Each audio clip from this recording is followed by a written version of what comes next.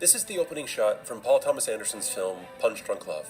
From this single shot, what do you as the audience know about this character? How does this shot make you feel? Within every moment of a film, just beneath the surface, there's an underlying communication taking place between the director and the audience. Like all languages, film has its own inherent vocabulary, grammar, structure, and rules, which the director can manipulate in order to convey emotions and meaning to the audience. This concept of language grounded in imagery is known as visual literacy, and it's through this process that audiences are able to derive meaning from all images in the world. Here's Brian Kennedy, director of the Hood Museum of Art at Dartmouth College, explaining this concept. It's the ability to construct meaning from images. It's not a skill. It uses skills as a toolbox. It's a form of critical thinking that enhances your intellectual capacity. There's a shallow, surface level of enjoyment to merely looking at a beautiful piece of art. The deeper, richer level of enjoyment only comes when the audience critically examines the artwork.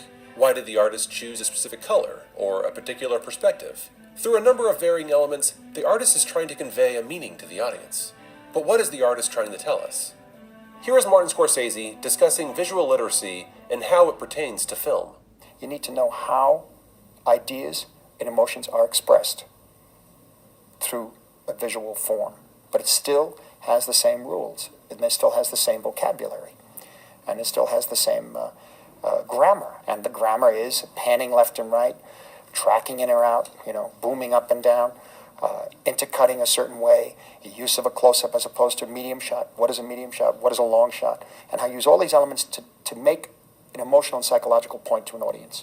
The director, in collaboration with the actors, writer, composer, director of photography, and other crew members, has an arsenal of tools at their disposal, which they must harness in order to convey these emotions to the audience effectively. Let's look at the first shot from Punch Drunk Love again, but this time, look beneath the surface to the language being communicated to us by the director.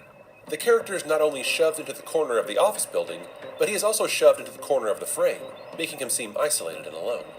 He's shot from afar with a wide-angled lens, keeping the mostly empty frame in focus, which only enhances this isolation. Keeping him small in the frame and hunched over at his desk conveys a feeling of weakness. Perhaps not a physical weakness, but an emotional weakness. The lighting is dreary and bleeds into darkness on the edges of the frame, making it feel claustrophobic. The only vibrant color is blue, which blankets the image in an overwhelming sense of sadness. Even our character is dressed in blue, almost making him disappear into the background, consumed by this sadness. Immediately, Paul Thomas Anderson is speaking to the audience through his deliberate choices of framing, lighting, and colors, giving us information even before a single word is spoken.